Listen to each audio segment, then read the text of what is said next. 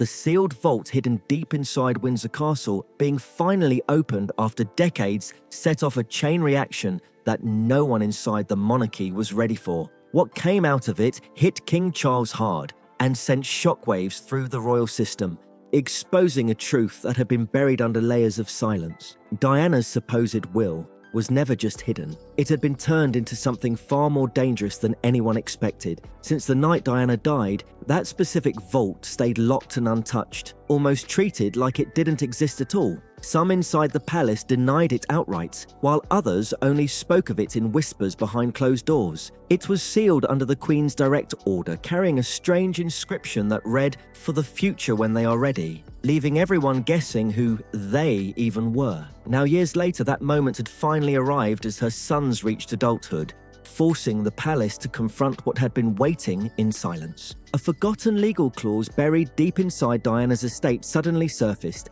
demanding the vault be opened once the princes matured. It also required both heirs and the future king to be present, turning it into an unavoidable royal event. The Queen's sudden decision to proceed stunned many inside the palace walls. Some believed she wanted control before secrets slipped out, while others thought she was finally ready to face what had been sealed away for so long. Either way, the gathering was set, and tensions spread fast through every corridor. "It's happening," one aide whispered, while clutching legal files tightly as panic and curiosity mixed in the air. In the archive room, the atmosphere felt heavy and suffocating as Charles, William, and Harry stood together in uneasy silence, their shared grief over Diana now mixed with fear of what she may have left behind. At the center stood the royal archivist, a tall figure dressed in black with a cold, unreadable expression. He held the key with slow, careful precision, as if he already understood the weight of what was about to be revealed. Even his silence felt louder than words. Charles tried to calm the moment,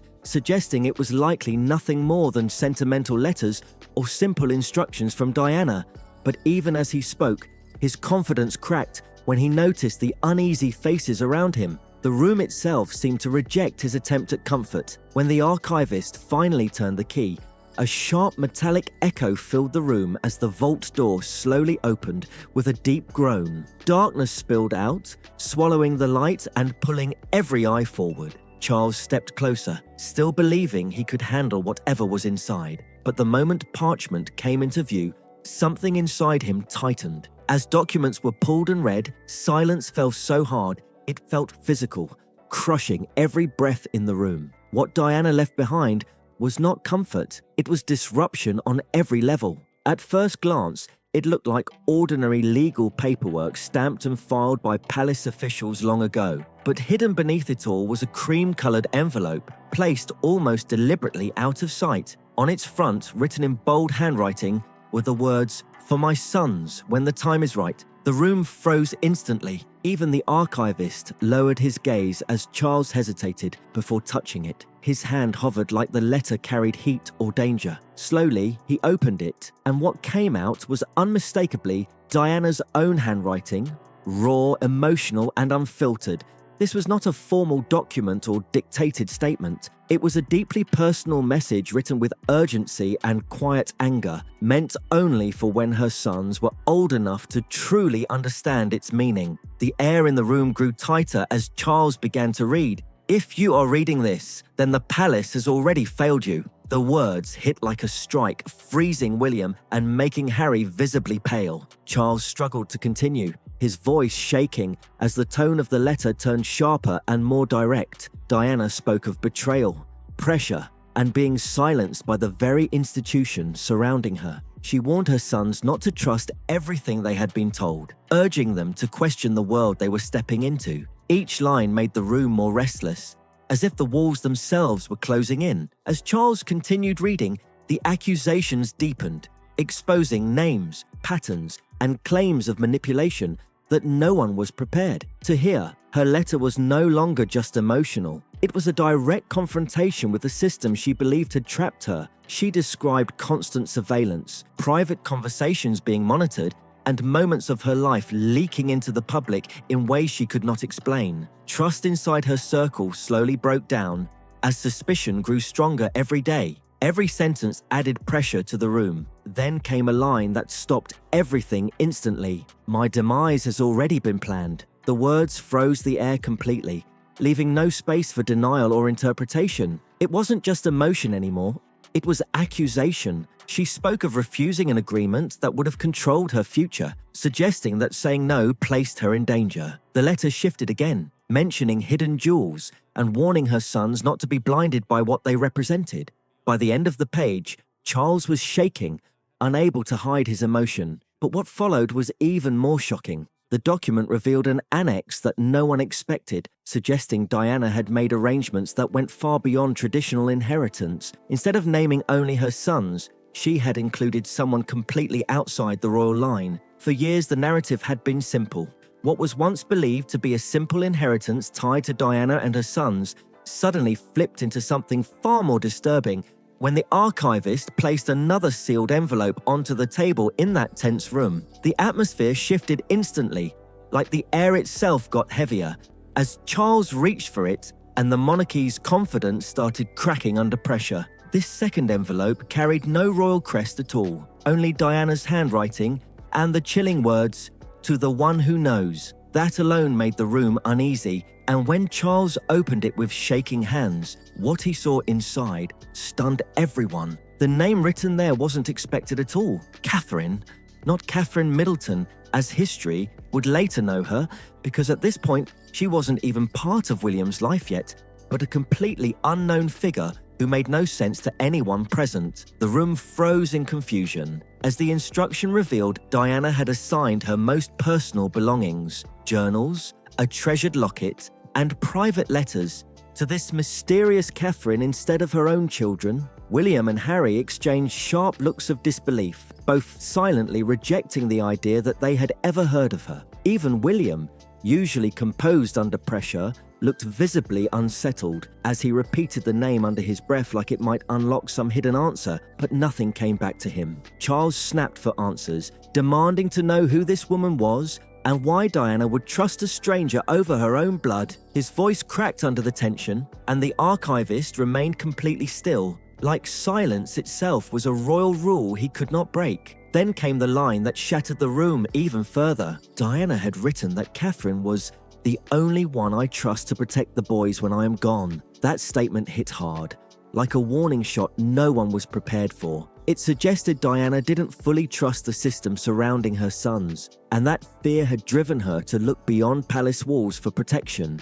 At the bottom of the note, almost like a final strike, she added that denying Catherine's role would cause the crown itself to turn against them. The shock didn't stop there, because as Charles read deeper, the tone of the document shifted into something darker and far more urgent. Diana wasn't just leaving instructions, she was laying out warnings about what she believed would happen after her death. She described what she called a shadow campaign designed to erase her from history and reshape her into a problem rather than a person. According to her words, this process had already started before she died, and she feared it would continue until nothing of her remained in public memory. Then she listed individuals she considered hidden allies, people who supposedly held proof of everything she endured. She mentioned tapes, letters, and photographs, hinting that these individuals were still watching events unfold even after her death. Each name carried weight in the room, adding tension with every breath taken.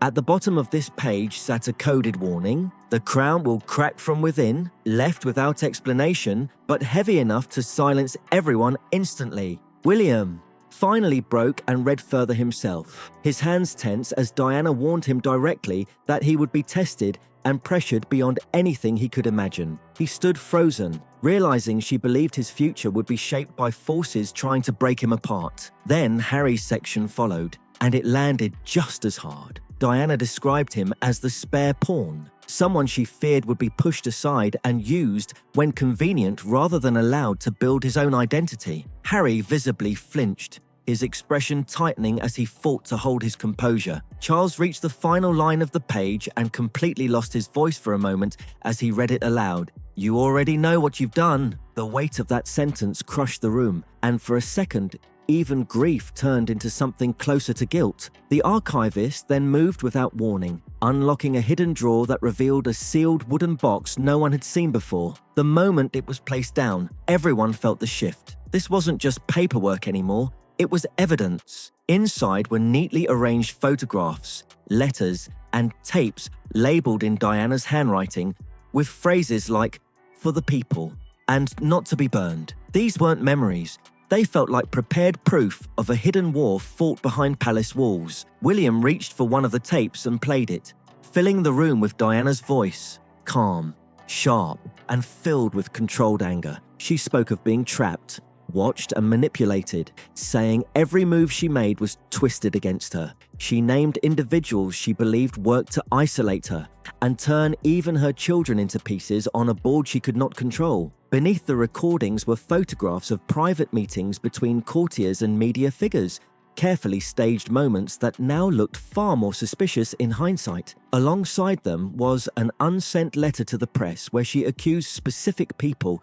of orchestrating her downfall through carefully manufactured scandals. Her belief was clear. Her public humiliation had not been random, but constructed step by step. At the bottom of the box, Charles discovered a locket hidden in a velvet pouch. When he opened it and saw the image inside, he froze completely, unable to speak, his face draining of color in an instant. William asked what it was, but Charles said nothing, gripping it tightly as silence swallowed the room again. The archivist finally spoke, warning softly that once the box was opened, nothing could be undone. Then came the final envelope, thicker and marked in red ink, labeled "My Last Word," carrying a presence that felt heavier than everything before it. When Charles opened it, his hands shook so badly, William instinctively moved closer but didn't touch it. The top line read, "To my people," and the room shifted instantly.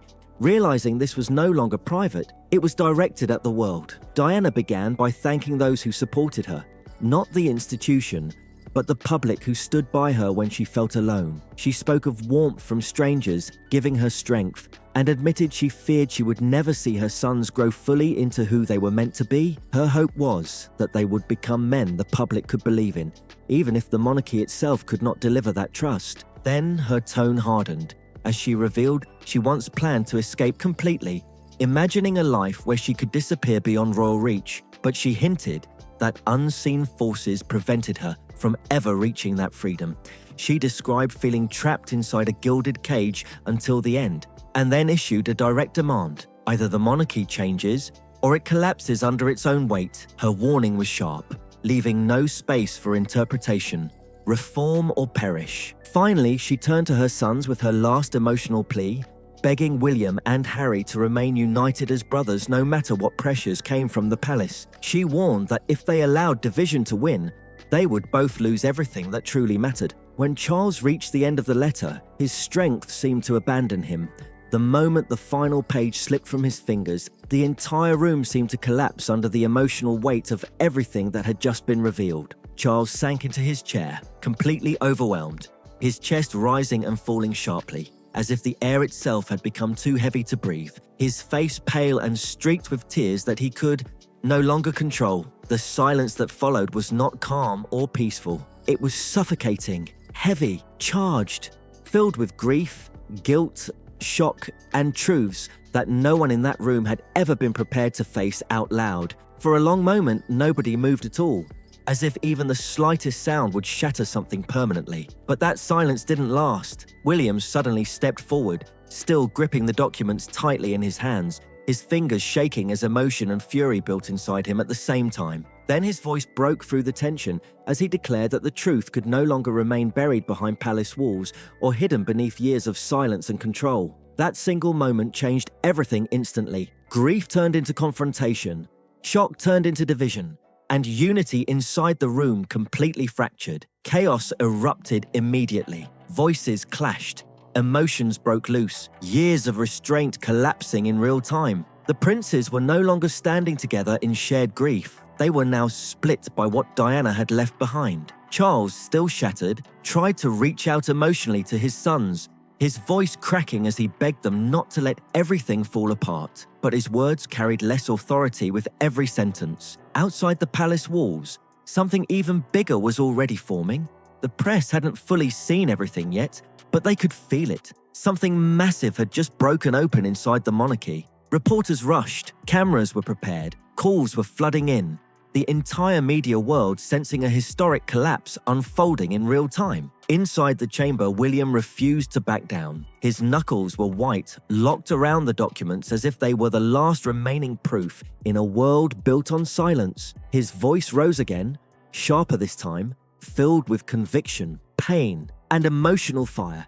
He insisted that Diana's voice had been silenced for far too long, that everything she experienced had been controlled, softened, and hidden from public view while the truth remained locked away. Now, he said, that truth had to come out, no matter what it destroyed. His words echoed through the vaulted chamber like judgment itself, bouncing off stone walls and tightening the air even further. Even Harry flinched at the intensity. Harry stood frozen, torn between two worlds, between loyalty to the institution that raised him and the memory of a mother who suffered inside it. His expression said everything he could not. Confusion, pain, loyalty pulling him in opposite directions. He looked at William, then at Charles, then down at the documents. Each second of silence from him felt heavier than spoken words. And while he didn't fully speak, it was clear his emotional pull was shifting closer toward William. Charles, now overwhelmed and desperate, tried one last time to hold everything together. His voice cracked as he begged his sons not to destroy what remained of the monarchy. Tears streamed down his face as he spoke, his authority collapsing into pure desperation. He warned them that once Diana's accusations became public, there would be no way back. Not damage, not scandal, but total collapse. His voice weakened with every sentence, as if even he could feel the system slipping out of control. But no one was listening the way they used to. Not anymore. At that moment, the archivist finally moved again, slowly, deliberately. He walked toward the vault like a man sealing away history itself. Without a word, he began locking it shut again. The heavy metal echoed through the chamber as it closed, sounding less like protection and more like a final warning. When he turned back to face them, his expression carried no comfort at all, only acceptance, only awareness that what had been unleashed could never be undone. Then he spoke, 6 words, cold, final, unshakable. The crown will never be the same. Silence hit instantly. No response, no denial, just stillness, because deep down, everyone knew it wasn't a prediction anymore. It was already happening. William and Harry exchanged one final glance in that moment. Not unity, not agreement, but understanding. Even in their separation, they both realized the same truth. Diana's voice could not be buried again. Then came the sound from outside. Footsteps, fast, growing louder, cameras being lifted, reporters shouting, the outside world closing in on the palace walls. Within hours, everything erupted. Leaks hit the press like a shockwave.